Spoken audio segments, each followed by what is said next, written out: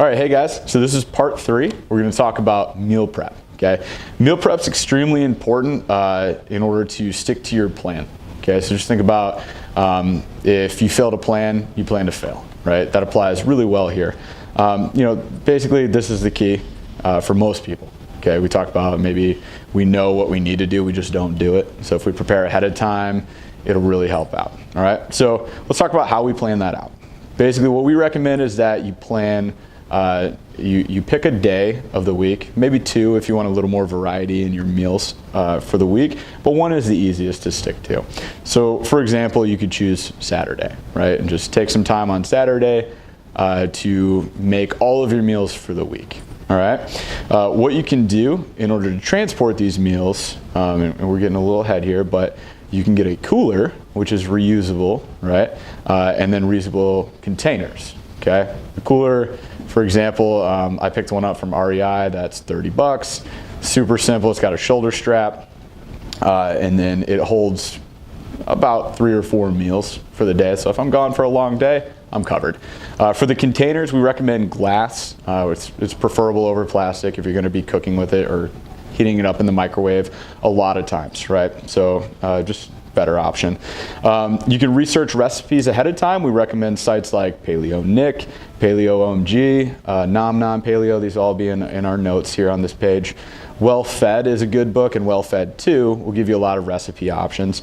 And then you can look into the Whole30, where you can go to thewhole9life.com, give you a lot of options there.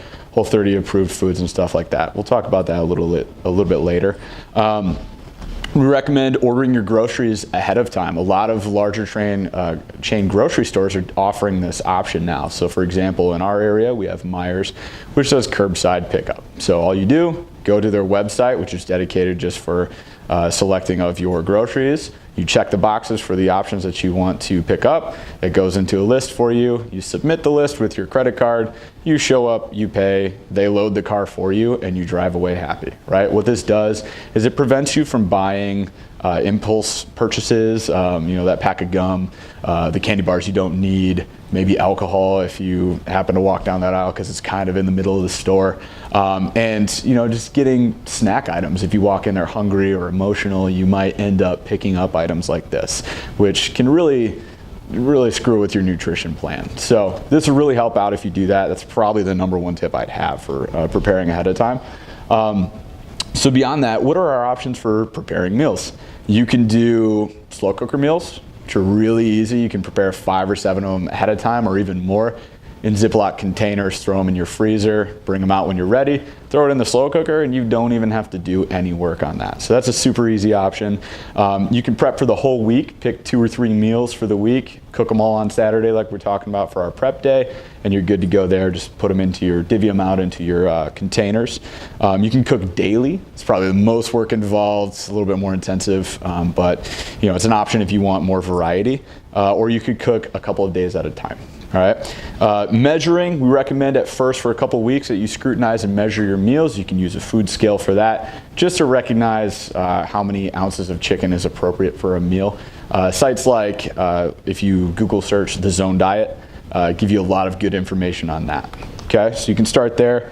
So going back to a couple of the diet plans that we look into that'll help you with this measuring of food and preparing ahead of time, we usually recommend the Whole30, Paleo or Zone, right? So for the Whole30, you're basically going 30 days with 0 sugar, right? Which is going to make a huge difference in and of itself. You work with just the approved foods on a list that they have for you, so it's not too hard to think about or figure out what's right and what's wrong. There's a lot of recipe books for this, and we really just recommend that you go to thewhole9life.com to check it out. Paleo, this is what we prescribe basically in CrossFit. It's what we look for. It's again, no sugar, limited processed foods to none, and limited to no dairy foods. So a lot easier on the gut and really appropriate for the nutrition plan that we prescribe. Zone Diet, that's where we start scrutinizing, measuring foods. So you're gonna weigh and measure your foods for a couple weeks with this just to get a feel for what's appropriate in those meals. You're gonna learn portion sizing, which is excellent, and you're gonna be able to balance your meals a lot better with your fat, carbohydrates, and protein.